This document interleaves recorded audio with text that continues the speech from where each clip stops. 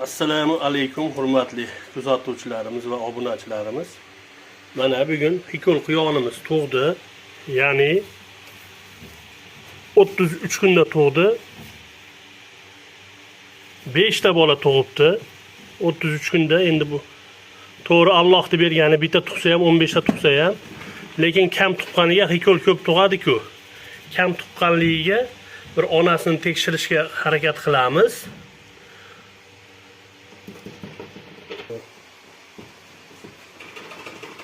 Mana onasini bir qator tekshiramiz.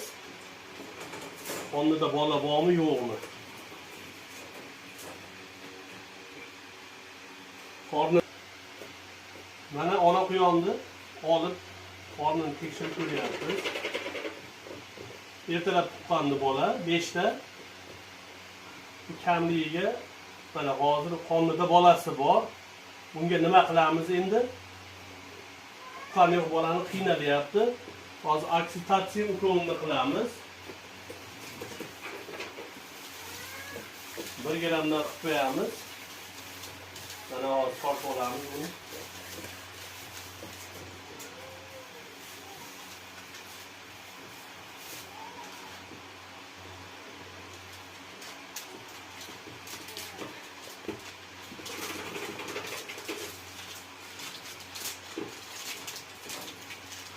Oksitatsiya ukoli.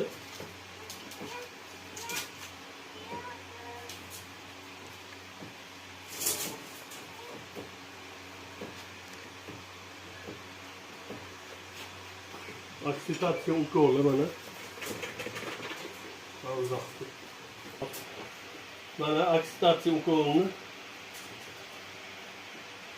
1 gram tortib olyapmiz.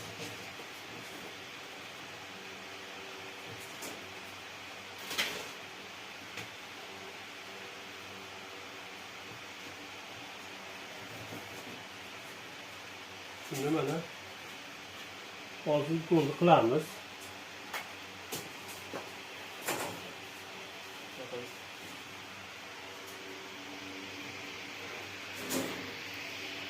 Mana soniga, bo'shli joyiga.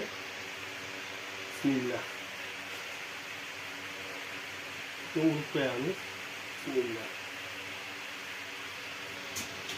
Mana Xudo xohlasa 15 minut yarim soat ichida bola tug'iladi inshaalloh. Tug'ilgan bolasini ham video qilib chiqaramiz. Hozirda 5 ta quyon fan ertalabdan mana ungacha tug'may turadi. Qornida bola borligi uchun oksitatsiya ukolini qildik. Xudo xohlasa endi Xudo xohlasa natijasini kutamiz. Quyonni qornida bola o'lgan bo'lishi ham mumkin. Shuning uchun ukolni qildik. Endi natijasini ko'ramiz 1,5 soatlarda.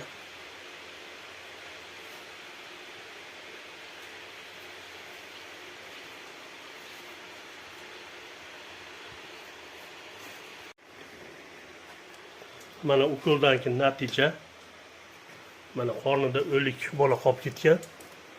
Bola tug'ildi mana.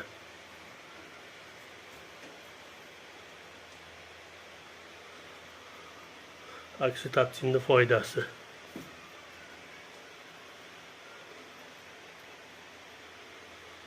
Mana bola. Qornida o'lib qolgan ekan bola.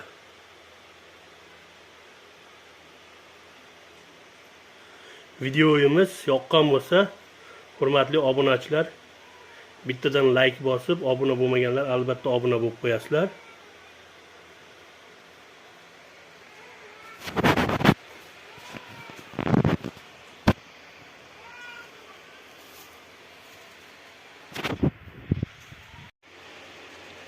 Mana yana bitta bola tug'di. Bu strik ekan, o'sha ukoldan keyin. Bu yoqqa oldik, endi qo'shib qo'yamiz. Roddomga emas, bu yoqqa tuqqan. Bu yerga tuqqan. Xudo xohlasa qo'shib qo'yamiz endi. Alloh barakotli qilsin ilohim.